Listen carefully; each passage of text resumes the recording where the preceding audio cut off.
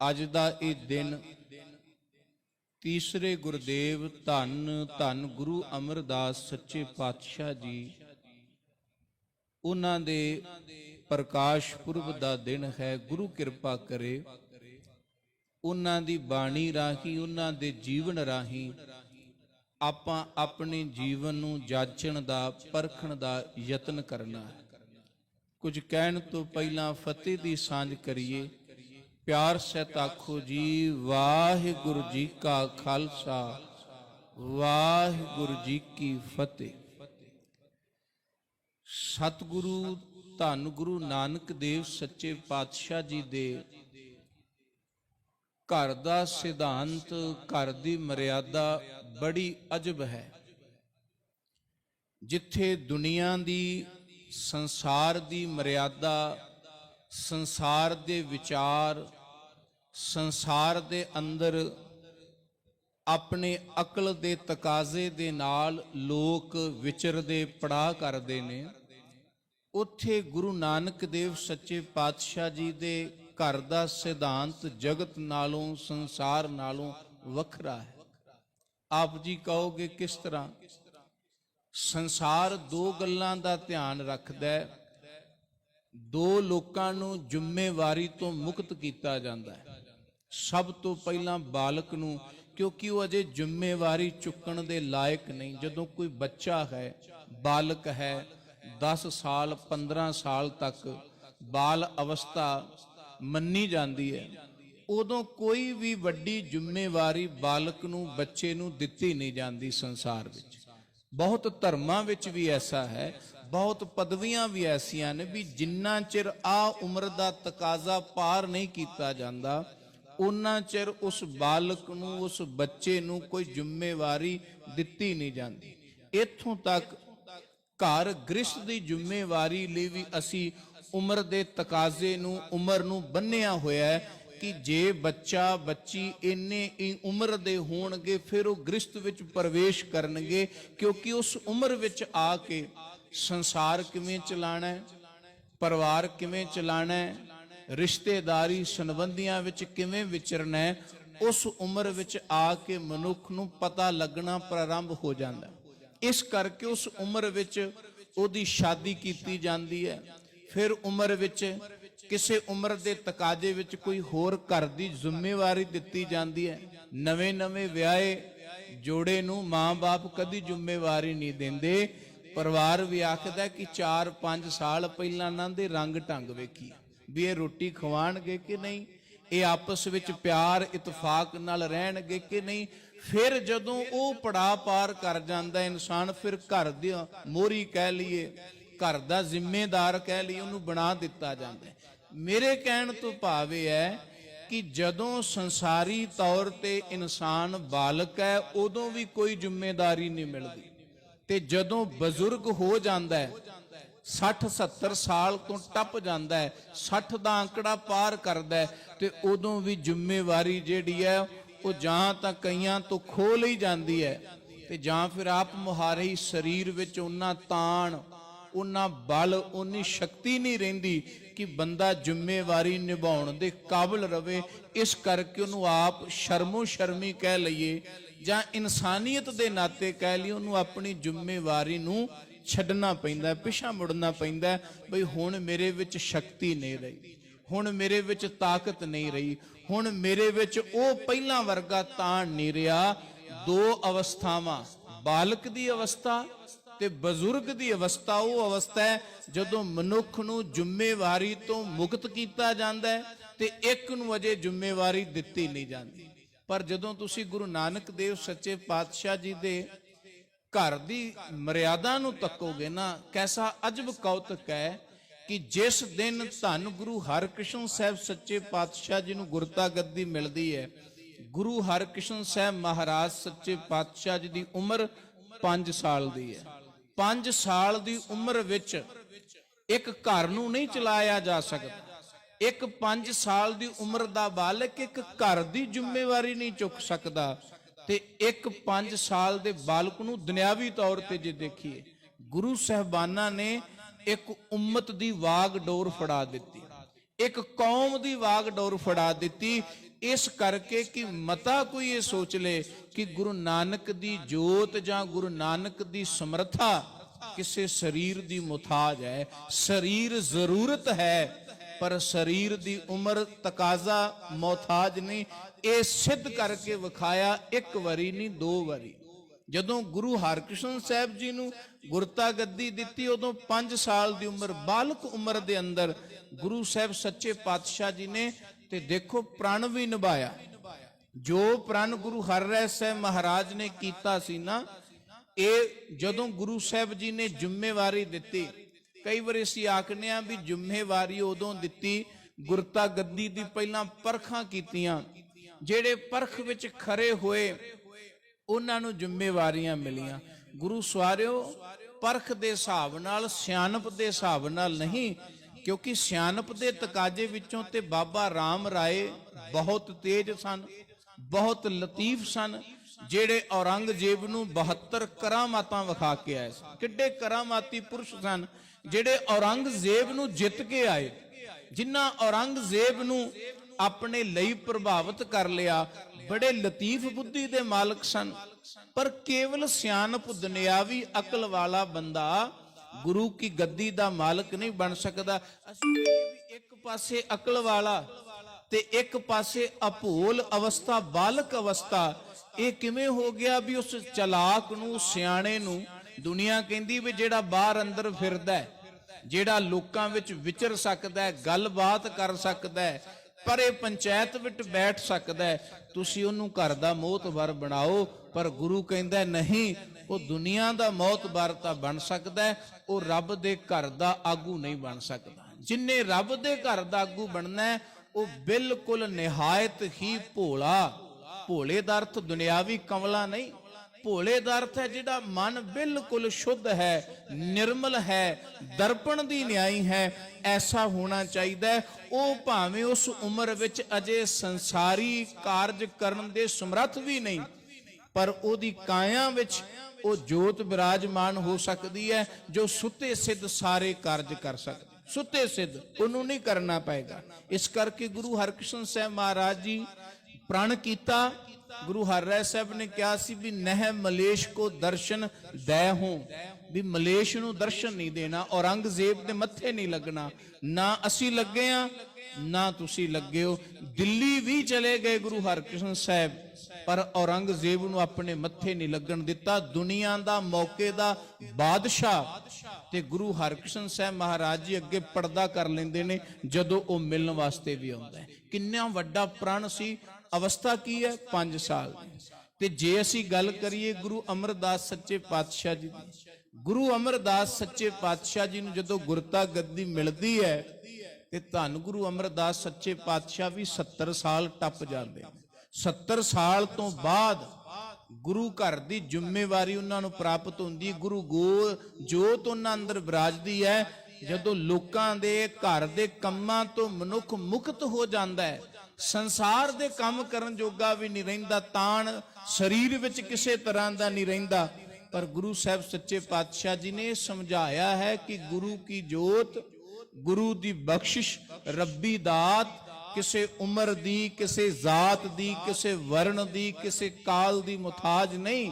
ਉਹ ਕਿਸੇ ਸਮੇਂ, ਕਿਸੇ ਵੇਲੇ, ਕਿਸੇ ਵਕਤ, ਕਿਸੇ ਵੀ ਉੱਪਰ ਜਦੋਂ ਕਿਰਪਾ ਹੋ ਜਾਂਦੀ ਹੈ ਤੇ ਉਹ ਉਸ ਯੋਗ ਬਣ ਜਾਂਦਾ ਹੈ ਕਿ ਉਹ ਆਪਣੀ ਅਵਸਥਾ ਤੋਂ ਉੱਪਰ ਹੋ ਜਾਂਦਾ ਹੈ। ਬਜ਼ੁਰਗੀ ਦੀ ਅਵਸਥਾ ਦੇ ਅੰਦਰ ਗੁਰੂ ਅਮਰਦਾਸ ਸੱਚੇ ਪਾਤਸ਼ਾਹ ਜੀ ਨੇ ਸੇਵਾ ਕੀਤੀ। 12 ਸਾਲ ਤਾਂ ਪਹਿਲਾਂ ਉਹਨਾਂ ਬਜ਼ੁਰਗੀ ਦੀ ਅਵਸਥਾ ਵਿੱਚ ਸੇਵਾ ਕੀਤੀ ਹੈ ਨਾ, ਫਿਰ ਜਾ ਕਰਕੇ ਗੁਰੂ ਅਮਰਦਾਸ ਸੱਚੇ ਪਾਤਸ਼ਾਹ ਜੀ ਗੁਰੂ ਬਣੇ। ਤੇ ਇਤਿਹਾਸ ਕਹਿੰਦਾ ਵੀ ਜਿੰਨੀ ਕਠਿਨ ਸੇਵਾ ਗੁਰੂ ਅਮਰਦਾਸ ਸੱਚੇ ਪਾਤਸ਼ਾਹ ਜੀ ਦੀ ਸੀ ਨਾ, ਸਾਲ ਸੇਵਾ ਕਰਦੇ ਨੇ ਤੇ 1 ਸਾਲ ਬਾਅਦ ਗੁਰੂ ਅੰਗਦ ਦੇਵ ਸੱਚੇ ਪਾਤਸ਼ਾਹ ਤੋਂ ਇੱਕ ਸਿਰ ਦਾ ਵਸਤਰ ਤੇ ਇੱਕ ਤਨ ਦਾ ਵਸਤਰ ਮਿਲਦਾ ਹੈ। 1 ਸਾਲ ਬਾਅਦ ਫਿਰ ਉਸ ਨੂੰ ਹੰਡਾਉਂਦੇ ਨੇ। ਅਗਲੇ ਸਾਲ ਫਿਰ ਗੁਰੂ ਸਾਹਿਬ ਸੱਚੇ ਪਾਤਸ਼ਾਹ ਜੀ ਤਨ ਦਾ ਵਸਤਰ ਤੇ ਸੀਸ ਦਾ ਵਸਤਰ ਦਿੰਦੇ ਨੇ। 12 ਸਾਲ ਲਗਾਤਾਰ ਇਸ ਤਰ੍ਹਾਂ ਗੁਰੂ ਅਮਰਦਾਸ ਸੱਚੇ ਪਾਤਸ਼ਾਹ ਜੀ ਨੇ ਖਡੂਰ ਸਾਹਿਬ ਦੀ ਧਰਤੀ ਤੇ ਧੰਨ ਗੁਰੂ ਅੰਗਦ ਦੇਵ ਸੱਚੇ ਪਾਤਸ਼ਾਹ ਜੀ ਦੀ ਸੇਵਾ ਕੀਤੀ ਹੈ।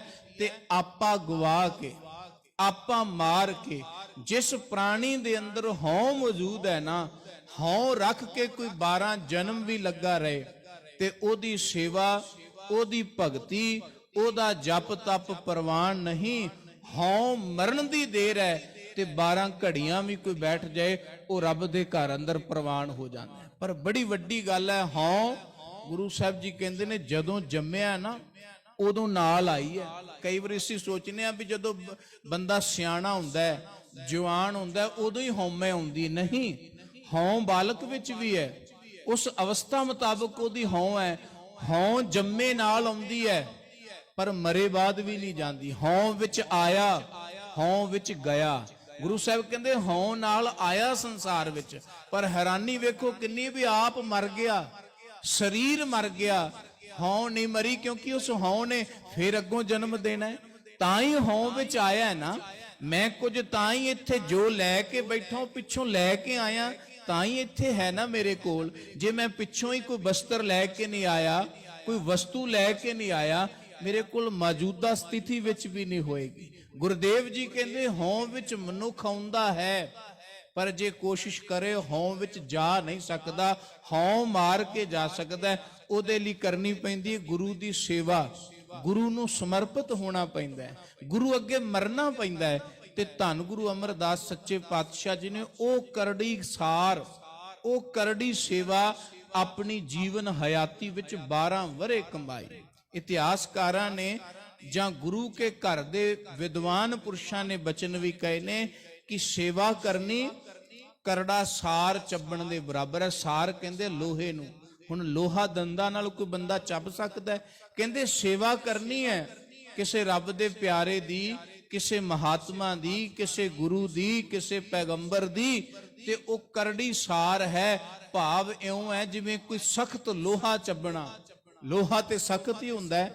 ਲੋਹੇ ਦੀ ਪਰਤ ਮਾੜੀ ਤੋਂ ਮਾੜੀ ਪਰਤ ਵੀ ਬੰਦੇ ਲਈ ਸਖਤ ਹੈ, ਪਰ ਕਹਿੰਦੇ ਸਖਤ ਲੋਹਾ ਆਪਣੇ ਦੰਦਾਂ ਨਾਲ ਚੱਬਣ ਨੂੰ ਕਹਿੰਦੇ ਨੇ ਇਉਂ ਦਰਵੇਸ਼ਾਂ ਦੀ ਗਾਖੜੀ ਕਰਨੀ, ਦਰਵੇਸ਼ਾਂ ਦੀ ਸੇਵਾ ਕਰਨੀ ਹੈ।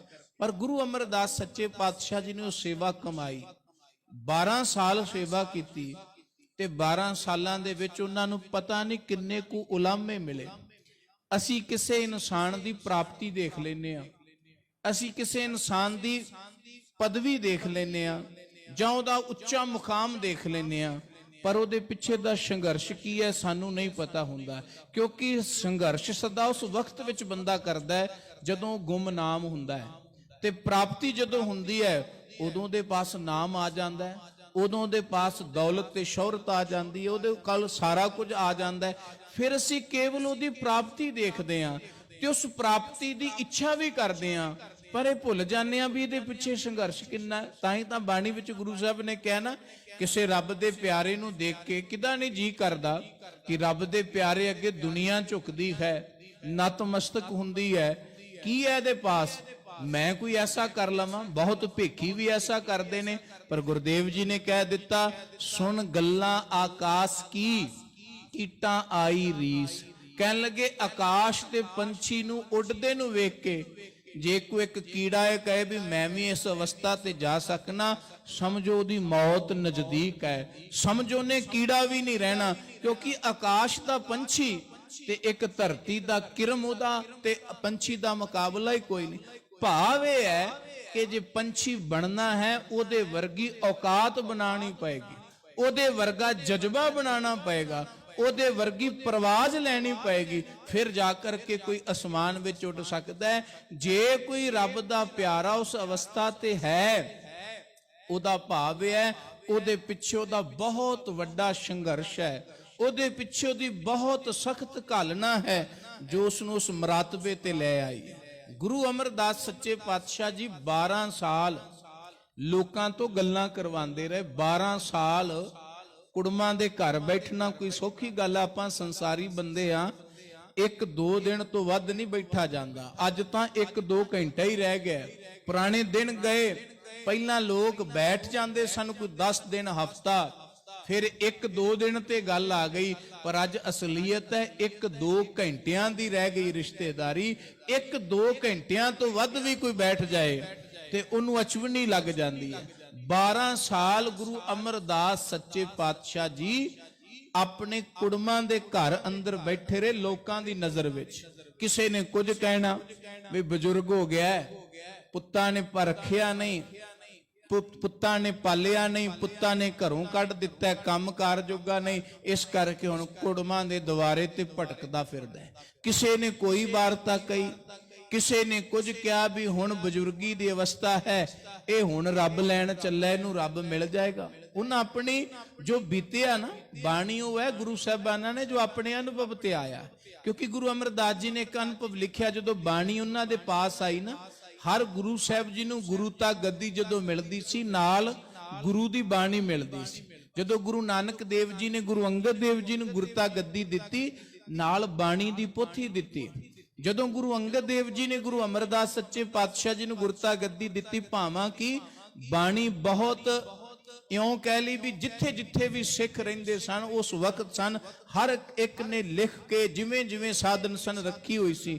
ਪਰ ਬਹੁਤਾਂਤ ਬਾਣੀ ਦੀ ਪੋਥੀ ਗੁਰੂ ਸਾਹਿਬਾਨਾਂ ਦੇ ਕੋਲ ਹੀ ਹੁੰਦੀ ਸੀ। ਗੁਰੂ ਅਮਰਦਾਸ ਸੱਚੇ ਪਾਤਸ਼ਾਹ ਜੀ ਨੂੰ ਬਾਣੀ ਦੀ ਪੋਥੀ ਦਿੱਤੀ, ਤੇ ਜਦੋਂ ਉਸ ਬਾਣੀ ਵਿੱਚ ਗੁਰਦੇਵ ਜੀ ਨੇ ਪੜ੍ਹਿਆ, ਬਾਬਾ ਫਰੀਦ ਜੀ ਦਾ ਇੱਕ ਸ਼ਲੋਕ ਹੈ, ਫਰੀਦਾ ਕਾਲੀ ਜਿਨੀ ਨਾ ਰਾਵਿਆ, ਧੌਲੀ ਰਾਵੈ ਕੋਏ, ਕਰ ਸਾਈਂ ਸਿਉ ਪਿਰਹੜੀ ਰੰਗ ਨਵੇਲਾ। ਉਹਨਾਂ ਦੇ ਭਾਵ ਇਹ ਸੀ ਵੀ ਬਾਬਾ ਫਰੀਦ ਜੀ ਕਹਿੰਦੇ ਵੀ ਜਿਨ੍ਹਾਂ ਨੇ ਭਰ ਜਵਾਨੀ ਵਿੱਚ ਹੀ ਨਹੀਂ ਰੱਬ ਨੂੰ ਜਪਿਆ, ਸ਼ੌਂਕ ਹੀ ਨਹੀਂ ਪਾਲਿਆ ਰੱਬ ਨੂੰ ਜਪਣ ਦਾ, ਉਹ ਬਜ਼ੁਰਗੀ ਵਿੱਚ ਕਿਵੇਂ ਪਾਲਣਗੇ? ਕਿਉਂਕਿ ਬਜ਼ੁਰਗੀ ਵਿੱਚ ਨਾ ਬਹਿਣ ਦੀ ਤਾਕਤ, ਨਾ ਬੋਲਣ ਦੀ ਤਾਕਤ, ਨਾ ਕੁਝ ਸੁਣਨ ਦੀ ਤਾਕਤ। ਇਸ ਕਰਕੇ ਬਜ਼ੁਰਗ ਬੰਦਾ ਤੇ ਛੱਡ ਦੇ ਵੀ ਮੈਂ ਰੱਬ ਦੀ ਭਗਤੀ ਕਰ ਲਵਾਂਗਾ। ਕਹਿੰਦੇ ਕਾਲੀ ਜਿਨੀ ਨਾ ਰਾਵਿਆ, ਜਿਨੇ ਭਰ ਜਵਾਨੀ ਵਿੱਚ ਨਹੀਂ ਜਪਿਆ, ਅਰਾਧਿਆ ਕਮਾਈ ਕੀਤੀ, ਉਹ ਧੌਲੀ ਵਿੱਚ ਨਹੀਂ ਕਰ ਸਕਦਾ, ਭਾਵ ਬਜ਼ੁਰਗੀ ਵਿੱਚ ਨਹੀਂ ਕਰ ਸਕਦਾ।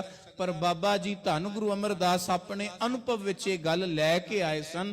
ਉਹਨਾਂ ਬਾਬਾ ਫਰੀਦ ਜੀ ਦੀ ਗੱਲ ਨੂੰ ਕੱਟਿਆ ਨਹੀਂ, ਇੱਕ ਨਾਲ ਗੱਲ ਜੋੜ ਦਿੱਤੀ, ਫਰੀਦਾ ਕਾਲੀ ਧੌਲੀ ਸਾਹਿਬ ਸਦਾ ਹੈ, ਜੇ ਕੋ ਚਿਤ ਕਰੇ ਆਪਣਾ ਲਾਇਆ ਪਿਰਮ ਨਾ ਲੱਗਈ, ਜੇ ਲੋਚੈ ਸਭ ਕੋਏ। ਕਹਿੰਦੇ ਰੱਬ ਇਹ ਥੋੜਾ ਵੀ ਜਵਾਨੀ ਵਿੱਚ ਤੇਰੇ ਨੇੜੇ ਹੈ ਤੇ ਬਜ਼ੁਰਗੀ ਵਿੱਚ ਤੇਰੇ ਤੋਂ ਦੂਰ ਹੋ ਜਾਏਗਾ। ਰੱਬ ਸਦਾ ਹੀ ਹੈ, ਜਦੋਂ ਤੇਰਾ ਚਿੱਤ ਲੱਗ ਗਿਆ ਉਦੋਂ ਤੇਰੇ ਪਾਸ ਹਾਜ਼ਰ ਹੋ ਜਾਏਗਾ। ਪਰ ਇਹ ਪਿਰਮ ਲਾਇਆ ਆਪਣਾ ਨਹੀਂ ਲੱਗਦਾ, ਉਹ ਲਾਵੇ ਤਾਂ ਲੱਗੇ। ਗੁਰੂ ਅਮਰਦਾਸ ਸੱਚੇ ਪਾਤਸ਼ਾਹ ਜੀ ਨੇ 12 ਸਾਲ ਘਾਲ ਕੀਤੀ, ਕਮਾਈ ਕੀਤੀ, ਲੋਕਾਂ ਦੀਆਂ ਗੱਲਾਂ। ਦੇਖੋ ਇਹ ਸਰੀਰਕ ਤੌਰ ਤੇ ਕਰਮ ਕਰਨਾ, ਸੇਵਾ ਕਰਨੀ ਸੁਖੈਨ ਹੈ, ਪਰ ਮਾਨਸਿਕ ਪੱਧਰ ਤੇ ਸੇਵਾਦਾਰ ਬਣ ਕੇ ਰਹਿਣਾ ਬੜੀ ਔਖੀ ਗੱਲ ਹੈ। ਮਨ ਜਿਹੜਾ ਹੈ ਨਾ, ਕਈ ਵਾਰੀ ਬੰਦਾ ਹੱਥ ਤੇ ਕਾਰ ਵਿੱਚ ਸੇਵਾ ਵਿੱਚ ਲਾਈ ਰੱਖਦਾ, ਪਰ ਮਨ ਵਿੱਚ ਬੜੀਆਂ ਭਟਕਣਾ ਚੱਲਦੀਆਂ ਕਿ ਫਲਾਣਾ ਮੇਰੇ ਬਾਰੇ ਕੀ ਸੋਚਦਾ ਹੋਏਗਾ, ਫਲਾਣਾ ਕੀ ਆਂਦਾ ਹੋਏਗਾ ਵੀ ਮੈਂ ਇੱਥੇ ਲੱਗਾ ਵਾਂ, ਕੀ ਮੇਰੇ ਪ੍ਰਤੀ ਉਹਦੇ ਵਿਚਾਰ ਹੋਣਗੇ, ਮੈਂ ਕੀ ਕਰਾਂ। ਭਾਵ ਮਾਨਸਿਕ ਪੱਧਰ ਤੇ ਸੇਵਾਦਾਰ ਬਣ ਕੇ ਰਹਿਣਾ ਇਹ ਬੜੀ ਔਖੀ ਗੱਲ ਹੈ। ਤੇ ਜਿਹੜਾ ਮਾਨਸਿਕ ਪੱਧਰ ਤੇ ਜਿਹਨੂੰ ਕਹਿੰਦੇ ਅਸੀਂ ਮਨ ਕਰਕੇ ਸੇਵਾਦਾਰ ਬਣ ਗਿਆ, ਉਹ ਫਿਰ ਹੋਰ ਆਲਾ ਦੁਆਲਾ ਨਹੀਂ ਦੇਖਦਾ। ਉਹ ਜਿੱਥੇ ਗੁਰੂ ਨੇ ਲਾ ਦਿੱਤਾ, ਭਾਵੇਂ ਲੋਕ ਉਹਨੂੰ ਗੱਲਾਂ ਕਰਨ, ਮਜ਼ਾਕ ਕਰਨ, ਉਸਤਤ ਕਰਨ, ਨਿੰਦਿਆ ਕਰਨ, ਉਹ ਸਭ ਦੀ ਪਰਵਾਹ ਕੀਤੇ ਤੋਂ ਬਗੈਰ ਸਭ ਕੁਝ ਦਰਕਿਨਾਰ ਕਰਕੇ ਉਹ ਇੱਕ ਆਪਣੇ ਪਿਆਰੇ ਦੇ ਲਈ ਹੀ ਸਮਰਪਿਤ ਹੁੰਦਾ ਹੈ। ਤੇ ਇੱਕ ਨਾ ਇੱਕ ਦਿਨ ਉਹ ਕੁਝ ਲੈ ਪਹੁੰਚਦਾ ਹੈ, ਲੈ ਕੇ ਹੀ ਮੁੜਦਾ ਹੈ। ਤੇ ਜੇ ਕੋਈ ਬੰਦਾ ਸਰੀਰ ਕਰਕੇ ਤਾਂ ਕਰਮ ਕਰਦਾ ਰਹੇ, ਪਰ ਮਾਨਸਿਕ ਪੱਧਰ ਤੇ ਸੇਵਾਦਾਰ ਨਾ ਰਵੇ, ਮਨ ਦੀ ਹਾਜ਼ਰੀ ਨਾਲ ਸੇਵਾ ਨਾ ਕਰੇ, ਤੇ ਕਈ ਸਾਲਾਂ ਬਾਅਦ ਵੀ ਬੰਦੇ ਜਿਹੜੇ ਨੇ ਉਹ ਬੇਮੁਖਤਾ ਵੱਲ ਮੁੜ ਜਾਂਦੇ ਨੇ। ਕਿਉਂਕਿ ਮਨ ਕਰਕੇ ਕਦੀ ਉਹ ਹਾਜ਼ਰ ਨਹੀਂ ਸਨ ਹੋਏ, ਉਹ ਮਨ ਕਰਕੇ ਤੇ ਲੋਕਾਂ ਵਿੱਚ ਹੀ ਸਨ, ਮਨ ਕਰਕੇ ਤੇ ਲੋਕਾਚਾਰੀ ਹੀ ਪਾਲੀ ਜਾ ਰਹੀ ਸੀ। ਪਰ ਗੁਰੂ ਅਮਰਦਾਸ ਸੱਚੇ ਪਾਤਸ਼ਾਹ ਜੀ ਨੇ 12 ਸਾਲ ਤਨ ਕਰਕੇ ਕੱਲੀ ਨਹੀਂ ਸੇਵਾ ਕੀਤੀ, ਮਨ ਕਰਕੇ ਵੀ ਹਾਜ਼ਰ ਰਹੇ। ਜੋ ਕਿਸੇ ਨੇ ਆਖਿਆ ਉਹਨੂੰ ਸੱਤ ਕਰਕੇ ਮੰਨਿਆ, ਸੱਤ ਕਰਕੇ। ਤੇ ਜਿਸ ਦਿਨ ਪ੍ਰਵਾਨ ਹੋਏ, ਜੁਲਾਹੇ ਦੀ ਘਰ ਵਾਲੀ ਨੇ ਬਸ ਇੰਨਾ ਕੁ ਕਿਹਾ ਸੀ ਕਿ ਇਹ ਅਮਰੂ ਨਿਥਾਵਾਂ ਹੈ, ਜਿਹਨੂੰ ਦਿਨ ਰਾਤ ਟਿਕਾਈ ਨਹੀਂ ਹੈਗੀ। ਤੇ ਗੁਰੂ ਸਾਹਿਬ ਜੀ ਦੇ ਭੋਲੇ ਸ਼ਬਦ ਸਨ, ਕਿਉਂਕਿ ਸੇਵਾ ਮਨ ਦੀ ਹਾਜ਼ਰੀ ਵਿੱਚ ਜਦੋਂ ਸੇਵਾ ਕੀਤੀ ਜਾਂਦੀ ਹੈ ਨਾ, ਤੇ ਗੁਰੂ ਕੇ ਪਿਆਰੇ ਆਖਦੇ ਨੇ ਫਿਰ ਬਚਨਾਂ ਵਿੱਚ ਤਾਕਤ ਆ ਜਾਂਦੀ ਹੈ, ਉਹਦੀ ਬਾਣੀ ਵਿੱਚ ਤਾਕਤ ਆ ਜਾਂਦੀ ਹੈ। ਬਾਣੀ ਵਿੱਚ ਤਾਕਤ ਆਉਣ ਦਾ ਭਾਵ ਇਹ ਹੈ ਵੀ ਉਹ ਜੋ ਜ਼ੁਬਾਨੋਂ ਬੋਲਦਾ ਪੂਰਾ ਹੋ ਜਾਂਦਾ। ਤੇ ਗੁਰੂ ਸਾਹਿਬ ਨੇ ਇੰਨਾ ਕਿਹਾ ਸੀ, ਝੱਲੀਏ ਹੁਣ ਤਾਂ ਨਥਾਵਾਂ ਨਾ ਕਹਿ, ਹੁਣ ਤਾਂ ਮੈਂ ਗੁਰੂ ਵਾਲਾ ਬਣ ਗਿਆ, ਹੁਣ ਤਾਂ ਨਥਾਵਾਂ ਕਹਿਣਾ ਬੰਦ ਕਰ ਦੇ।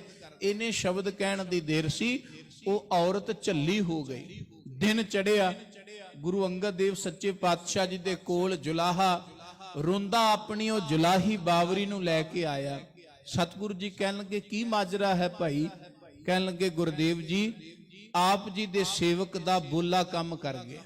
ਕਹਿੰਦੇ ਕੀ ਹੋਇਆ? ਜਾਣੀ ਜਾਣਤੇ ਸਨ। ਕਹਿੰਦੇ ਆਪ ਜੀ ਦਾ ਜੋ ਸੇਵਾਦਾਰ ਨਿਤ ਆਪ ਜੀ ਲਈ ਗਾਗਰ ਇਸ਼ਨਾਨ ਵਾਸਤੇ ਜਲ ਦੀ ਲੈ ਕੇ ਆਉਂਦਾ ਹੈ, ਅੱਜ ਕੋਈ ਭਾਣਾ ਐਸਾ ਵਾਪਰਿਆ ਵੀ ਉਹ ਬਜ਼ੁਰਗ ਅਵਸਥਾ ਹੈ, ਸਾਡੀ ਖੱਡੀ ਨਾਲ ਅੜ ਕੇ ਡਿੱਗ ਪਏ, ਪਰ ਗਾਗਰ ਨਹੀਂ ਡਿੱਗੀ, ਆਪ ਡਿੱਗੇ। ਉਸ ਖੜਾਕੇ ਵਿੱਚ ਸਾਡੀ ਜਾਗ ਖੁੱਲ ਗਈ। ਰਾਤ ਦਾ ਪੈਰ ਸੀ, ਸਾਡੀ ਜਾਗ ਖੁੱਲ ਗਈ। ਤੇ ਜੇ ਕਿਸੇ ਦੀ ਜਾਗ ਖੁੱਲ ਜੇ ਉਹਨੂੰ ਕ੍ਰੋਧ ਕਿੰਨਾ ਹੁੰਦਾ ਹੈ। ਕਹਿੰਦੇ ਇਸ ਮੇਰੀ ਘਰ ਵਾਲੀ ਨੇ ਇਹਨੂੰ ਬੁਰੇ ਸ਼ਬਦ ਕਹਿ ਦਿੱਤੇ। ਅੱਗੋਂ ਉਸਨੇ ਆਖਿਆ ਤੇ ਪਿਆਰ ਨਾਲ ਸੀ, ਬੋਲੀ ਤਾਂ ਬੜੀ ਮਿੱਠੀ ਸੀ, ਪਰ ਝੱਲੀ ਸ਼ਬਦ ਕਹਿਣ ਦੀ ਦੇਰ ਸੀ, ਉਦੋਂ ਦੀ ਝੱਲ ਖਿਲਾਰਦੀ ਫਿਰਦੀ ਹੈ, ਉਦੋਂ ਦੀ ਬਾਵਰੀ ਹੋ ਗਈ ਹੈ। ਤੇ ਗੁਰੂ ਸਾਹਿਬ ਸੱਚੇ ਪਾਤਸ਼ਾਹ ਜੀ ਨੇ, ਗੁਰੂ ਅੰਗਦ ਦੇਵ ਦਾਤਾਰ ਜੀ ਨੇ ਗੁਰੂ ਅਮਰਦਾਸ ਜੀ ਨੂੰ ਬੁਲਾਇਆ ਆਪਣੇ ਪਾਸ ਤੇ ਕਿਹਾ, ਇੰਨਾ ਕੁਝ ਸੁਣਨਾ ਪਿਆ ਤੁਹਾਨੂੰ? ਇੰਨੇ ਬੋਲ, ਕਦੀ ਨਿਥਾਵਾਂ, ਕਦੀ ਨਿਮਾਣਾ, ਕਦੀ ਨਿਘਰਿਆ, ਕਦੀ ਨਿਗਤਿਆ। ਇਹ ਸ਼ਬਦ 12 ਸਾਲ ਲੋਕਾਂ ਨੇ ਆਖੇ, ਜ਼ੁਬਾਨ ਨਹੀਂ ਫੜੀ ਜਾਂਦੀ ਕਿਸੇ। ਪਰ ਜਿੱਦਨ ਗੁਰੂ ਨੇ ਬਖਸ਼ਿਸ਼ ਕੀਤੀ, ਧੰਨ ਗੁਰੂ ਅੰਗਦ ਦੇਵ ਸੱਚੇ ਪਾਤਸ਼ਾਹ ਜੀ ਉਦਨ ਕਹਿਣ ਲੱਗੇ, ਤੁਮ ਹੋ ਨਿਥਾਣਿਓ ਕੇ ਥਾਨ, ਨਿਮਾਣਿਓ ਕੇ ਮਾਨ, ਭੰਨਨ ਘੜਨ ਸਮਰੱਥ, ਸਭ ਕਿਛ ਤੁਮਰੇ ਹੱਥ। ਇੰਨਾ ਮਾਣ ਦੇ ਦਿੱਤਾ ਕਿ ਤੂੰ ਇੰਨਾ ਕੁਝ ਜਰ ਲਿਆ, ਜਿਹੜਾ ਜਰ ਲੈਂਦਾ ਉਹ ਭਰ ਜਾਂਦਾ ਹੈ। ਗੁਰੂ ਅਮਰਦਾਸ ਸੱਚੇ ਪਾਤਸ਼ਾਹ ਜੀ ਨੂੰ ਗੁਰੂ ਅੰਗਦ ਦੇਵ ਜੀ ਨੇ ਭਰ ਦਿੱਤਾ। ਕਹਿੰਦੇ ਭੰਨਨ ਘੜਨ ਸਮਰੱਥ। ਇੱਥੋਂ ਹੀ ਨਹੀਂ ਰੁਕੇ ਵੀ ਤੈਨੂੰ ਤੂੰ ਨਿਮਾਣਿਆਂ ਨੂੰ ਮਾਣ ਦੇਵੇਂਗਾ, ਨਿਤਾਣਿਆਂ ਨੂੰ ਤਾਣ ਦੇਵੇਂਗਾ, ਨਿਗਤਿਆਂ ਨੂੰ ਗੱਤ ਦੇਵੇਂਗਾ, ਨਿਪੱਤਿਆਂ ਨੂੰ ਪੱਤ ਮਿਲੇਗੀ। ਗੁਰੂ ਸਾਹਿਬ ਇੰਨੇ ਤਰੁੱਠੇ, ਕਹਿੰਦੇ ਭੰਨਨ ਘੜਨ ਸਮਰੱਥ। ਭੰਨਨ ਦਾ ਅਰਥ ਹੈ ਮੌਤ ਵੀ ਤੁਹਾਡੇ ਹੱਥ ਹੈ, ਘੜਨ ਦਾ ਅਰਥ ਹੈ ਬਣਾਣਾ, ਜੀਵਨ ਵੀ ਤੁਹਾਡੇ ਹੱਥ ਹੈ। ਤੇ ਇੰਨੇ ਦਿਆਲੂ ਹੋਏ, ਸਭ ਕੁਝ ਤੁਮਰੇ ਹੱਥ, ਕਿ ਸਾਰੀ ਸ੍ਰਿਸ਼ਟੀ ਹੀ ਅੱਜ ਮੈਂ ਤੁਹਾਡੇ ਹੱਥ ਵਿੱਚ ਦੇ ਦਿੱਤੀ ਹੈ, ਸਭ ਕੁਝ ਤੁਹਾਡੇ ਹੱਥ ਹੈ। ਇਹ ਗੁਰੂ ਅਮਰਦਾਸ ਸੱਚੇ ਪਾਤਸ਼ਾਹ ਜੀ ਨੂੰ ਬਖਸ਼ਿਸ਼ ਮਿਲੀ ਹੈ। ਕਿਉਂ? ਕਿਉਂਕਿ ਉਹਨਾਂ ਗੁਰੂ ਘਰ ਦੀ ਸੇਵਾ ਮਨ ਦੀ ਹਾਜ਼ਰੀ ਵਿੱਚ ਕਮਾਈ। ਤੇ ਜਿਸ ਦਿਨ ਗੁਰੂ ਦੀ ਪਦਵੀ ਤੇ ਬੈਠੇ, ਸੱਚਮੁੱਚ ਉਹਨਾਂ ਵੀ ਬਾਣੀ ਰਚੀ ਤੇ ਆਪਣੇ ਜੀਵਨ ਦੇ ਤਜਰਬੇ ਖੋਲੇ, ਜੋ ਹੰਡਾਇਆ, ਜੋ ਤਨ ਤੇ ਵਾਪਰਿਆ।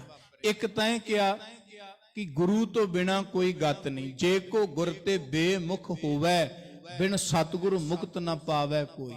ਪਾਵੇ ਮੁਕਤ ਨਾ ਹੋਰਥ ਹੈ ਕੋਈ, ਪੁੱਛੋ ਬਵੇਕੀਆਂ ਜਾਏ, ਅਨੇਕ ਜੂਨੀ ਭਰਮ ਆਵੇ, ਬਿਨ ਸਤਿਗੁਰ ਮੁਕਤ ਨਾ ਪਾਵੇ ਕੋਈ। ਆਨੰਦ ਸਾਹਿਬ ਜੀ ਦੀ ਬਾਣੀ ਵਿੱਚ ਅਸੀਂ ਪੜ੍ਹਦੇ ਹਾਂ, ਗੁਰੂ ਸਾਹਿਬ ਸੱਚੇ ਪਾਤਸ਼ਾਹ ਜੀ ਨੇ ਬਾਣੀ ਦੇ ਵਿੱਚ ਆਪਣੇ ਜੀਵਨ ਦਾ ਅਨੁਭਵ ਹੀ ਲਿਖਿਆ ਕਿ ਜੇ ਤੂੰ ਗੁਰੂ ਦੀ ਸੇਵਾ ਕਮਾਣੀ ਹੈ, ਹਸਤੀ ਸਿਰ ਜੋ ਅੰਕੁਸ਼ ਹੈ, ਅਹਰਨ ਜਿਉ ਸਿਰ ਦੇ, ਮਨ ਤਨ ਆਗੇ ਰਾਖ ਕੈ, ਉਬੀ ਸੇਵ ਕਰੇ, ਇਉਂ ਗੁਰਮੁਖ ਆਪ ਨਿਵਾਰੀਐ, ਸਭ ਰਾਜ ਸ੍ਰਿਸ਼ਟ ਕਾਲੇ। ਕਹਿੰਦੇ ਇਉਂ ਸੇਵਾ ਕਰਨੀ ਪਏਗੀ ਵੀ ਆਪਣਾ ਮਨ ਅੱਗੇ ਰੱਖਣਾ ਪਏਗਾ, ਉਹਨੂੰ ਵਾਰਨਾ ਪਏਗਾ।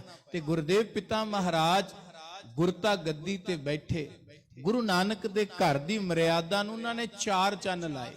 ਪੰਗਤ ਦੀ ਮਰਿਆਦਾ ਜਿਹੜੀ ਹੈ ਨਾ, ਉਹ ਗੁਰੂ ਸਾਹਿਬ ਨੇ ਚਲਾਈ। ਕਈ ਵਾਰੀ ਅਸੀਂ ਪ੍ਰਥਾ ਸ਼ਬਦ ਵਰਤਦੇ ਨੇ। ਪ੍ਰਥਾ ਸ਼ਬਦ ਜਿਹੜਾ ਹੈ ਨਾ, ਉਹਨਾਂ ਚੀਜ਼ਾਂ ਲਈ ਵਰਤਿਆ ਜਾਂਦਾ ਜਿਹੜੀਆਂ ਚੀਜ਼ਾਂ ਵਿੱਚ ਗਿਰਾਵਟ ਆ ਗਈ ਸੀ। ਵੀ ਲੰਗਰ ਪ੍ਰਥਾ ਨਹੀਂ ਹੈਗੀ, ਲੰਗਰ ਮਰਿਆਦਾ ਹੈ। ਪ੍ਰਥਾ ਕੀ ਹੁੰਦੀ ਹੈ? ਜਿਹੜੀ ਚੀਜ਼ ਗਿਰਾਵਟ ਜਾਂ ਗਲਤ ਹੋ ਰਹੀ ਹੈ ਉਹਨੂੰ ਪ੍ਰਥਾ ਕਿਹਾ ਜਾਂਦਾ ਹੈ।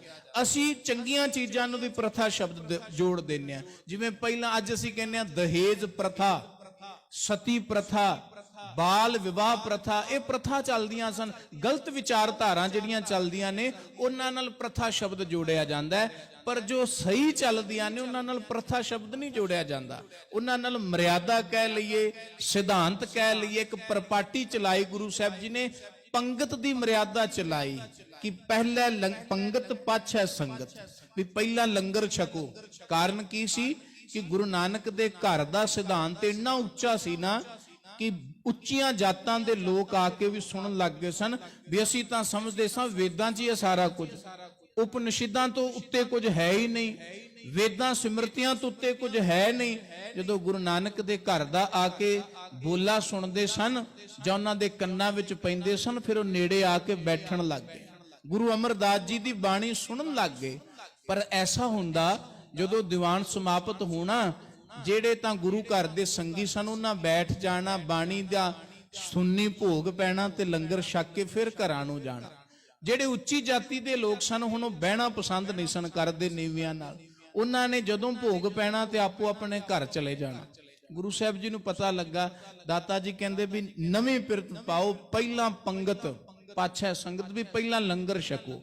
ਜਿਹੜਾ ਲੰਗਰ ਛਕ ਕੇ ਆਏਗਾ ਪੰਗਤ ਵਿੱਚ ਇਕੱਠਾ ਬਹੇਗਾ, ਉਹੀ ਸੰਗਤ ਵਿੱਚ ਇਕੱਠਾ ਬਹਿਣ ਦਾ ਹੱਕਦਾਰ ਹੈ। ਵੀ ਸੰਗਤ ਵਿੱਚ ਬਹਿ ਜਾਂਦੇ ਆ, ਪੰਗਤ ਵਿੱਚ ਬਹਿੰਦੇ ਨਹੀਂ। ਗੁਰੂ ਸਾਹਿਬ ਨੇ ਮਰਿਆਦਾ ਚਲਾ ਦਿੱਤੀ, ਕੁਝ ਬਹਿਣ ਲੱਗ ਗਏ, ਕੁਝ ਫਿਰ ਵੀ ਨਾ ਆਏ। ਸਤਿਗੁਰਾਂ ਆਖਿਆ ਦਾਤਾ ਜੀ ਅਜੇ ਸਿੱਖ ਆਖਣ ਲੱਗੇ ਅਜੇ ਵੀ ਬੜੇ ਨੇ, ਨਹੀਂ ਆਏ। ਗੁਰੂ ਸਾਹਿਬ ਜੀ ਕਹਿੰਦੇ ਦੇਖੋ ਸਭ ਮਾਇਆ ਦਾ ਪਾਜ ਹੈ, ਵੀ ਇਹਨਾਂ ਦੇ ਅੰਦਰ ਕੋਈ ਸਿਧਾਂਤ ਜਾਂ ਕੋਈ ਉਹ ਗੱਲ ਨਹੀਂ, ਪ੍ਰਥਾ ਦੇ ਮਾਰੇ ਨੇ, ਹੁਣੇ ਆਉਣਗੇ। ਗੁਰੂ ਸਾਹਿਬ ਨੇ ਕਿਹਾ ਜਿਹੜਾ ਪੰਗਤ ਵਿੱਚ ਬਹਿ ਕੇ ਪ੍ਰਸ਼ਾਦਾ ਛਕੇਗਾ ਉਹਨੂੰ ਇੱਕ ਇੱਕ ਮੋਹਰ ਮਿਲੇਗੀ ਸੋਨੇ ਦੀ। ਜਿਹੜੇ ਨਹੀਂ ਸਨ ਆਉਂਦੇ ਉੱਚੀ ਜਾਤਾਂ ਵਾਲੇ ਉਹ ਵੀ ਆ ਕੇ ਬਹਿਣ ਲੱਗ ਗਏ। ਗੁਰਦੇਵ ਨੇ ਕਿਹਾ ਅਜੇ ਵੀ ਕੁਝ ਨਹੀਂ ਆਏ। ਅਗਲੇ ਦਿਨ ਸਤਿਗੁਰਾਂ ਨੇ ਸੰਬੋਧਨ ਕੀਤਾ, ਜਿਹੜਾ ਸੰਗਤ ਵਿੱਚ ਬੈਠ ਕੇ ਪ੍ਰਸ਼ਾਦਾ ਛਕੇਗਾ ਬਾਅਦ ਵਿੱਚੋਂ ਉਪਦੇਸ਼ ਗ੍ਰਹਿਣ ਕਰੇਗਾ ਉਹਨੂੰ 5-5 ਮੋਹਰਾਂ ਮਿਲਣਗੀਆਂ ਸੋਨੇ ਦੀਆਂ।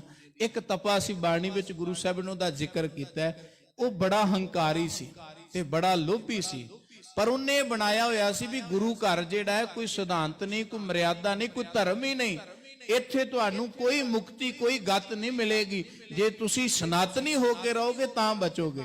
ਤੇ ਗੁਰਦੇਵ ਪਿਤਾ ਮਹਾਰਾਜ ਸੱਚੇ ਪਾਤਸ਼ਾਹ ਜੀ ਕਹਿੰਦੇ ਇਹਦਾ ਲੋਭ ਇਹਦਾ ਕ੍ਰੋਧ ਉਜਾਗਰ ਕਰਨਾ ਹੈ। ਜਦੋਂ ਉਹਨੂੰ ਪਤਾ ਲੱਗਾ ਨਾ ਵੀ ਹੁਣ ਮੋਹਰਾਂ ਮਿਲਦੀਆਂ ਨੇ, ਉਹ ਆਪ ਤਾਂ ਸ਼ਰਮ ਦਾ ਮਾਰਾ ਨਹੀਂ ਆਇਆ, ਕਿਉਂਕਿ ਪਤਾ ਸੀ ਵੀ ਇਹਨਾਂ ਅੰਦਰ ਤੇ ਮੈਂ ਜਿੰਨਾ ਅੰਦਰ ਭੰਡੀ ਪ੍ਰਚਾਰ ਕੀਤਾ ਹੋਵੇ ਫਿਰ ਉਹਨਾਂ ਵਿੱਚ ਜਾ ਕੇ ਸਵੀਕਾਰ ਕਰਨਾ ਬੜੀ ਔਖੀ ਗੱਲ ਹੈ। ਇਸ ਕਰਕੇ ਸਿਆਣੇ ਕਹਿੰਦੇ ਵੀ ਕਿਸੇ ਨੂੰ ਮੰਨੋ ਭਾਵੇਂ ਨਾ ਮੰਨੋ, ਪਰ ਕਿਸੇ ਲਈ ਸ਼ਬਦਾਵਲੀ ਮਾੜੀ ਨਾ ਵਰਤੋ, ਕਿਸੇ ਲਈ ਬੁਰਾ ਨਾ ਵਰਤੋ, ਕੀ ਪਤਾ ਕਦੋਂ ਤੁਹਾਨੂੰ ਕਿੱਥੇ ਕੈਸੀ ਲੋੜ ਪੈ ਜਾਏ। ਇਸ ਕਰਕੇ ਕਿਸੇ ਪ੍ਰਤੀ ਆਪਣੀ ਜ਼ੁਬਾਨ ਤੋਂ ਮਾੜਾ ਨਾ ਬੋਲੋ। ਉਹ ਤਪਾ ਗੁਰੂ ਸਾਹਿਬ ਨੂੰ ਮਾੜਾ ਬੜਾ ਬੋਲਦਾ ਸੀ, ਪਰ ਜਿਸ ਦਿਨ ਗੁਰਦੇਵ ਪਿਤਾ ਮਹਾਰਾਜ ਨੇ 5-5 ਮੋਹਰਾਂ ਦਾ ਜ਼ਿਕਰ ਕੀਤਾ ਤੇ ਆਪਣਾ ਬੱਚਾ ਆਪਣਾ ਲੜਕਾ ਭੇਜ ਦਿੱਤਾ ਕੰਧ ਟਪਾ ਕੇ ਵੀ ਚੋਰੀ ਜਾ ਕੇ ਲੰਗਰ ਵਿੱਚ ਬਹਿ ਕੇ ਲੰਗਰ ਛਕੀ ਤੇ ਮੋਹਰਾਂ ਲੈ ਕੇ ਘਰ ਆ ਜਾਈ। ਜਦੋਂ ਕੰਧ ਟਪਾਈ ਉਹਦੀ ਲੱਤ ਟੁੱਟ ਗਈ, ਉਹਦੇ ਸੱਟ ਵੱਜ ਗਈ, ਰੋਇਆ। ਸਿੰਘਾਂ ਨੇ ਸੰਭਾਲ ਕੀਤੀ, ਪੁੱਛ ਪੜਤਾਲ ਕੀਤੀ, ਪਤਾ ਲੱਗਾ ਵੀ ਇਹ ਤੇ ਉਹ ਤਪੇ ਦਾ ਲੜਕਾ ਹੈ ਜਿਹੜਾ ਕਹਿੰਦਾ ਵੀ ਗੁਰੂ ਸਾਹਿਬ ਨੇ ਧਰਮ ਭ੍ਰਿਸ਼ਟ ਕਰ ਦਿੱਤਾ ਹੈ, ਪੰਗਤ ਸੰਗਤ ਇਕੱਠੀ ਕਰ ਦਿੱਤੀ ਹੈ, ਜਿਹੜਾ ਕਹਿੰਦਾ ਸੀ ਵੀ ਇਹ ਕੋਈ ਧਰਮ ਹੀ ਨਹੀਂ ਹੈਗਾ।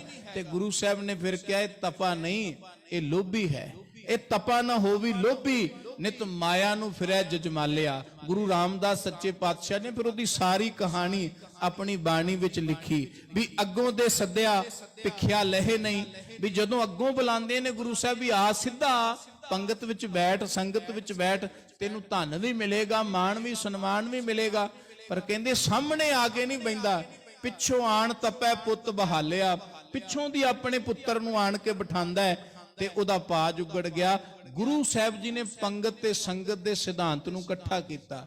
ਗੁਰੂ ਸਾਹਿਬ ਜੀ ਨੇ ਸਭ ਤੋਂ ਪਹਿਲਾਂ ਮੰਜੀਆਂ ਦੇ ਮਰਿਆਦਾ ਚਲਾਈ, ਭਾਵ ਜਿਹੜੀ ਮਸੰਦ ਜਾਂ ਉਸ ਤੋਂ ਬਾਅਦ ਮਹੰਤ, ਇਹ ਜੋ ਮਰਿਆਦਾ ਚੱਲੀ ਗੁਰੂ ਅਮਰਦਾਸ ਜੀ ਤੋਂ ਪ੍ਰਾਰੰਭ ਹੋਈ। ਇੰਨੀ ਸੰਗਤ ਵੱਧ ਗਈ ਕਿ ਗੁਰੂ ਸਾਹਿਬ ਜੀ ਨੂੰ 22 ਮੰਜੀਆਂ ਥਾਪਣੀਆਂ ਪਈਆਂ, ਜਿਹੜੀਆਂ ਮੰਜੀਆਂ ਨੇ ਆਪੋ ਆਪਣੇ ਇਲਾਕਿਆਂ ਵਿੱਚ ਜਾ ਕੇ ਪ੍ਰਚਾਰ ਕੀਤਾ। ਇੱਕ 22 ਮੰਜੀਆਂ ਤੇ ਬਕਾਲੇ ਦੀ ਧਰਤੀ ਤੇ ਲੱਗੀਆਂ ਸਨ ਨਾ, ਉਹਦੇ ਝੂਠੀਆਂ ਮੰਜੀਆਂ ਲੱਗੀਆਂ ਸਨ, ਇੱਕ ਸੱਚੀਆਂ ਮੰਜੀਆਂ ਸਨ ਜਿਹੜੀਆਂ ਗੁਰੂ ਅਮਰਦਾਸ ਸੱਚੇ ਪਾਤਸ਼ਾਹ ਜੀ ਨੇ 22 ਸਿੱਖ ਜਿਨ੍ਹਾਂ ਨੂੰ ਜ਼ਿੰਮੇਵਾਰੀਆਂ ਜਥੇਦਾਰੀਆਂ ਦੇ ਕੇ ਆਪੋ ਆਪਣੇ ਇਲਾਕਿਆਂ ਵਿੱਚ ਤੋਰਿਆ ਸੀ, ਇਹ ਗੁਰੂ ਅਮਰਦਾਸ ਸੱਚੇ ਪਾਤਸ਼ਾਹ ਜੀ ਨੇ ਮਰਿਆਦਾ ਚਲਾਈ ਸੀ। ਤੇ ਐਸੇ ਗੁਰਦੇਵ ਪਿਤਾ ਮਹਾਰਾਜ ਜੀ ਦਾ ਅੱਜ ਪਾਵਨ ਪ੍ਰਕਾਸ਼ ਪੁਰਬ ਹੈ।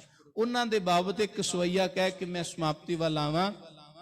ਭੱਟ ਕਵੀ ਜੀ ਜਿਹੜੇ ਗੁਰੂ ਸਾਹਿਬਾਨਾਂ ਦੇ ਬਚਨ ਲਿਖੇ ਨਾ ਭੱਟਾਂ ਨੇ, ਇੱਕ ਭੱਟ ਜੀ ਨੇ ਗੁਰਦੇਵ ਪਿਤਾ ਮਹਾਰਾਜ ਜੀ ਦੇ ਬਾਬਤ ਭੱਟ ਕਲ ਨੇ ਲਿਖਿਆ ਵੀ ਧੰਨ ਗੁਰੂ ਅਮਰਦਾਸ ਜੀ ਦੀ ਉਪਮਾ ਕਿੰਨੀ ਕੁ ਹੈ।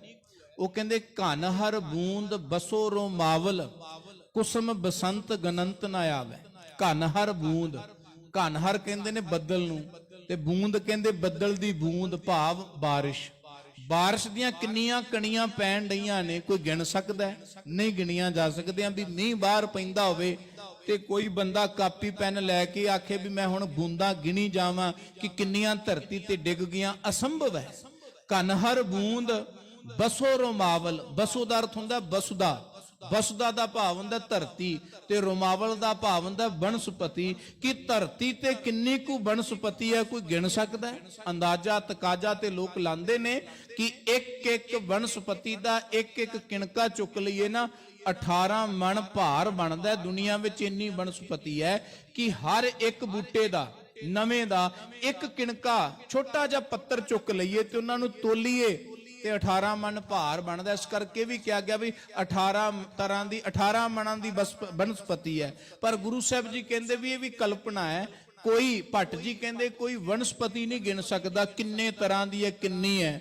ਨਾ ਪਾਣੀ ਦੀਆਂ ਮੀਂਹ ਦੀਆਂ ਬੂੰਦਾਂ ਗਿਣੀਆਂ ਜਾ ਸਕਦੀਆਂ, ਨਾ ਧਰਤੀ ਤੇ ਕਿੰਨਾ ਕੁ ਬਨਸਪਤੀ ਇਹ ਗਿਣਿਆ ਜਾ ਸਕਦਾ ਹੈ। ਕੁਸਮ ਬਸੰਤ ਗਨੰਤ ਨਾ ਆਵੇ, ਕਹਿੰਦੇ ਕਿੰਨੀਆਂ ਕੁ ਬਹਾਰਾਂ, ਬਸੰਤ ਦਾ ਅਰਥ ਕਰਾਂਗੇ ਕਿੰਨੀਆਂ ਕੁ ਰੁੱਤਾਂ ਲੰਘ ਗਈਆਂ ਨੇ, ਕਿੰਨੀਆਂ ਕੁ ਬਹਾਰਾਂ ਲੰਘ ਗਈਆਂ ਨੇ, ਕਿੰਨੇ ਕੁ ਫੁੱਲ ਲੰਘ ਗਏ ਨੇ, ਕੋਈ ਗਿਣ ਸਕਦਾ ਵੀ ਸਾਡੇ ਤੋਂ ਪਹਿਲਾਂ ਕਿੰਨੀਆਂ ਬਹਾਰਾਂ ਲੰਘ ਗਈਆਂ, ਕੋਈ ਦੱਸ ਸਕਦਾ?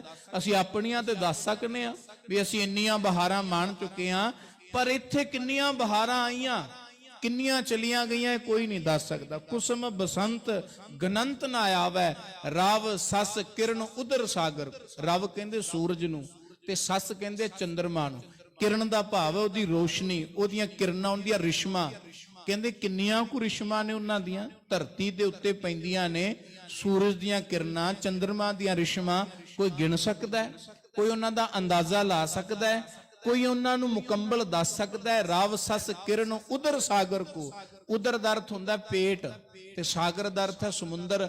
ਵੀ ਸਮੁੰਦਰ ਕਿੱਡਾ ਕੁ ਡੂੰਘਾ ਹੈ, ਉਹਦਾ ਪੇਟ ਕਿੰਨਾ ਗਹਿਰਾ ਹੈ। ਕਾਵੀ ਜੀ ਕਹਿੰਦੇ, ਭੱਟ ਜੀ ਕਹਿੰਦੇ ਕੋਈ ਦੱਸ ਨਹੀਂ ਸਕਦਾ। ਉਦਰ ਸਾਗਰ ਕੋ ਗੰਗ ਤਰੰਗ ਅੰਤ ਕੋ ਪਾਵੇ, ਗੰਗਾ ਦੀਆਂ ਤਰੰਗਾਂ ਦਾ ਵੀ ਕੋਈ ਅੰਤ ਨਹੀਂ ਪਾ ਸਕਦਾ। ਰੁਦਰ ਧਿਆਨ ਗਿਆਨ ਸਤਿਗੁਰ ਕੇ ਕਬ ਜਨ ਕੱਲ ਉਨਹਿ ਜੋ ਗਾਵੇ। ਪਰ ਵੇਖੋ ਅੱਗੇ ਕਿੰਨੀ ਕਮਾਲ ਦੀ ਗੱਲ ਕਹਿ ਦਿੱਤੀ। ਕਹਿੰਦੇ ਨਾ ਕਣੀਆਂ ਗਿਣੀਆਂ ਜਾ ਸਕਦੀਆਂ, ਨਾ ਬਨਸਪਤੀ ਗਿਣੀ ਜਾ ਸਕਦੀ ਹੈ, ਨਾ ਸੂਰਜ ਤੇ ਚੰਦਰਮਾ ਦੀਆਂ ਰਿਸ਼ਮਾਂ ਗਿਣੀਆਂ ਜਾ ਸਕਦੀਆਂ ਨੇ, ਨਾ ਸਾਗਰ ਮਿਣਿਆ ਗਿਣਿਆ ਜਾ ਸਕਦਾ ਹੈ। ਹੋ ਸਕਦਾ ਹੈ ਕਹਿੰਦੇ ਕੋਈ ਐਸਾ ਹੋ ਜਾਏ ਰੁਦਰ ਧਿਆਨ ਗਿਆਨ ਸਤਿਗੁਰ ਕੇ। ਕਿ ਰੁਦਰ ਦਾ ਅਰਥ ਹੁੰਦਾ ਸ਼ਿਵ, ਵੀ ਸ਼ਿਵ ਵਾਂਗੂ ਸਮਾਧੀ ਲਾ ਕੇ ਬੈਠੇ ਤੇ ਉਹ ਆਪਣੀ ਸਮਾਧੀ ਦੇ ਨਾਲ, ਆਪਣੀ ਦ੍ਰਿਸ਼ਟੀ ਦੇ ਨਾਲ, ਗਿਆਨ ਦੀ ਦ੍ਰਿਸ਼ਟੀ ਦੇ ਨਾਲ ਇਸ ਸਾਰੇ ਕੁਝ ਨੂੰ ਮਿਣ ਲਏ। ਕਿਉਂਕਿ ਧਿਆਨੀ ਸਾਰਾ ਕੁਝ ਆਪਣੇ ਬ੍ਰਹਿਮੰਡ ਵਿੱਚ ਸਮਾ ਲੈਂਦਾ ਹੈ, ਤੇ ਜਿਹਦੇ ਵਿੱਚ ਸਮਾ ਜਾਏ ਉਹਨੂੰ ਜਾਣਨਾ ਕੋਈ ਔਖੀ ਗੱਲ ਨਹੀਂ ਹੈਗੀ। ਕਹਿੰਦੇ ਗਿਆਨ ਦਾ ਧਿਆਨ ਵਾਲਾ ਬੰਦਾ ਜਿਹੜਾ ਸਾਰੀ ਉਮਰ ਸਮਾਧੀ ਸਥਿਤ ਹੋ ਕੇ ਬੈਠ ਜਾਏ, ਹੋ ਸਕਦਾ ਦੁਨੀਆ ਦੀਆਂ ਇਹ ਅਣਮਿੱਥੀਆਂ ਅਣਗਿਣੀਆਂ ਅਸੰਭਵ ਚੀਜ਼ਾਂ ਨੂੰ ਮਿਣ ਗਿਣ ਤੋਲ ਲਏ।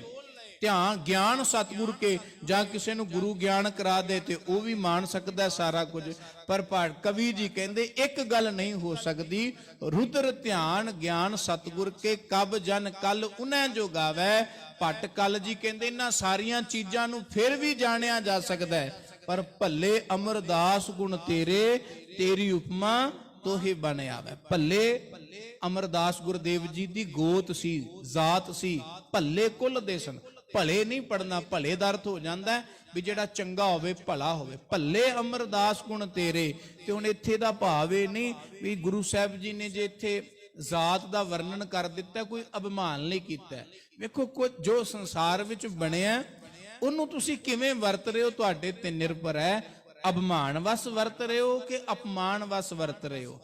ਗੁਰੂ ਸਾਹਿਬ ਨੇ ਵਿੱਚ ਜ਼ਾਤਾਂ ਤੇ ਉੱਚੀਆਂ ਦਾ ਵੀ ਜ਼ਿਕਰ ਹੈ ਤੇ ਨੀਵੀਆਂ ਦਾ ਵੀ ਜ਼ਿਕਰ ਹੈ। ਕਵੀ ਜੀ ਦਾ ਸਿੱਖਾਂ ਨੇ ਗੁਰਦੇਵ ਪਿਤਾ ਮਹਾਰਾਜ ਜੀ ਦੀ ਬਾਣੀ ਵਿੱਚੋਂ ਸਿੰਘਾਂ ਨੇ ਭਗਤ ਰਵਿਦਾਸ ਜੀ ਦਾ ਸ਼ਬਦ ਪੜਿਆ। ਉਹਨਾਂ ਵਿੱਚ ਉਹਨਾਂ ਆਪਣੇ ਜੀਵਨ, ਆਪਣੇ ਕਰਮ ਬਾਬਤ ਦੱਸਿਆ ਵੀ ਮੈਂ ਇੱਥੇ ਪੈਦਾ ਹੋਇਆ मेरा कर्म कुटिलता जन्म कुभांति, राम गुसैया जी के जीवना मोह न बिसारो मैं जन तेरा।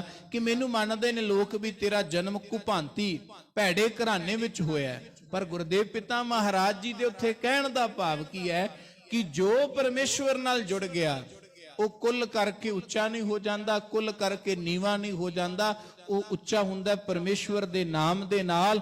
ਹਾਂ ਉਹਨਾਂ ਦੀ ਕੁੱਲ ਭੱਲੇ ਸੀ, ਇਸ ਕਰਕੇ ਕਿਆ ਭੱਲੇ ਅਮਰਦਾਸ ਗੁਣ ਤੇਰੇ, ਤੇਰੀ ਉਪਮਾ ਤੋਹੇ ਬਣ ਆਵੈ।